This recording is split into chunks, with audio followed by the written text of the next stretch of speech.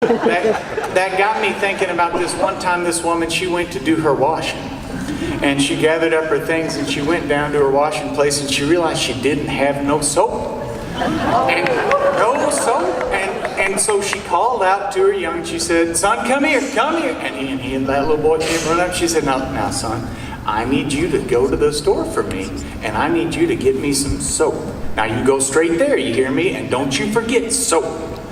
So that boy went off down the road, and he was a man on a mission. He's going to get that, so he's just saying to himself, soap, soap, soap, soap, soap, soap. So he'd be sure to remember what his mom had sent him for as an important errand now, so she'd have her good dancing clothes, you know.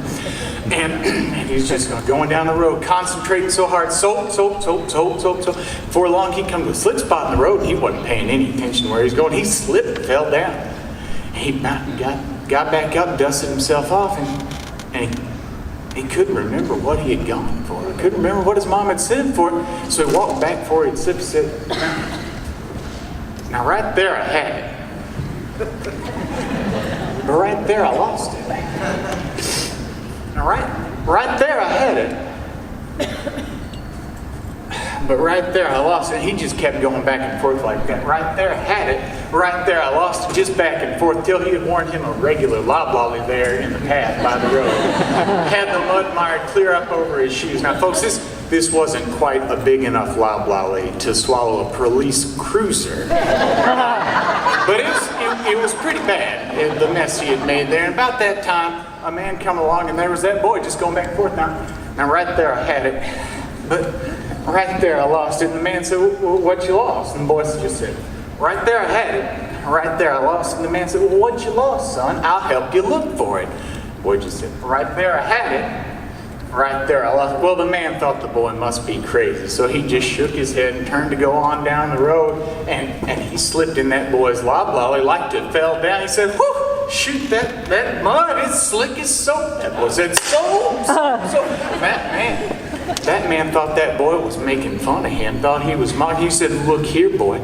Now, he grabbed my shirt. "Look here, you say you sorry you done it. Won't do it again or I'll whoop you good." The boy looked at him and said, "I'm sorry I done it. I won't do it again. Sorry I done it. Won't do it again." And let him go. He went on down the road. The boy he's just confused. He didn't know really what to make of that encounter. He said, "Sorry I done it. Won't do it again. Sorry I done it." About that time, the boy come to a place where a woman had fallen in the ditch by the side of the road. Broke every egg in her basket. And she was just getting climbed back up on the road there, and here come that boy coming down the road saying, "Sorry I done it, won't do it." Well, that woman, she thought he was making fun of her, and she jumped up and grabbed him, boxed his ears, threw him down in the ditch, said, "Ha! Now I'm out and you're in." She turned and went off. That boy didn't know what to make of that woman. It was a strange woman to treat him that way. He didn't know what he had done. He just crawled back up on the road, went on down saying, "I'm out, you're in. I'm out, you're in." About that time, he'd come to a place where a fella had his wagon mired in the mud.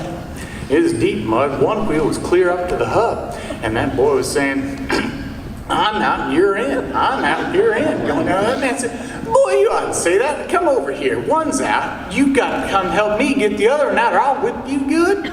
So the boy came over there. He had to help the man. So he came over and they tugged and they heaved and hoed and picked up and they got that wagon wheel out. And the man thanked him. The boy went off down the road and said, "One's out, get the other now." He's feeling pretty good about himself now. "One's out, get the other now." Well, about that time, coming down the road the other way is a man with a glass eye. And he passed that boy. And there's that boy saying, "One's out, get the other now. One's out, get the other." That man picked that boy up and he smoked his britches. He said, "Boy, you ought to say such a thing to me. You might have said, 'Well, one's in anyway.'" So the boy didn't. The boy just went off down the road. "One is in anyway. One's in anyway." Well, about that time, he come to the place by the side of the road where another woman was doing her laundry in her washing place in the creek by the side of the road. And two of her least youngins had been running around playing, and one of them had fallen in. She was fishing him out of that place in the creek where she was doing her wash. Here comes that boy saying, "One's in anyway. One's in." And then she thought that boy was making fun of her and her young. She snatched her up out of the creek and she went up, she grabbed that boy by his shirt and she was about to wear him out, and then she saw how he was so muddy and dirty from where he had fallen down and been in the mud and bloodied up, and where he'd been crying and wiping his eyes with his muddy hands. And she took pity's sake on him. And she said, now look here, son, you just need to run along home to your mama and tell her to wash you up, and be sure she uses plenty of soap. Boy said, soap. He went off down the road, and this time he made it to the store. He got that soap and he ran along home to his mama and brought her that soap. She took one good long look at him up and down, shook her head, grabbed him by the ear, marched him down to her washing place, soused him in the creek right there, clothes and all. Pulled him out, lathered him up with lots of soap, with his shirt and his trousers still on, soused him again, till every lick of dirt and mud was clean off him. Then she took 2 clothespins and hung him up on her clothesline to dry by his shirt tails, and left him there while she got the rest of her washing done.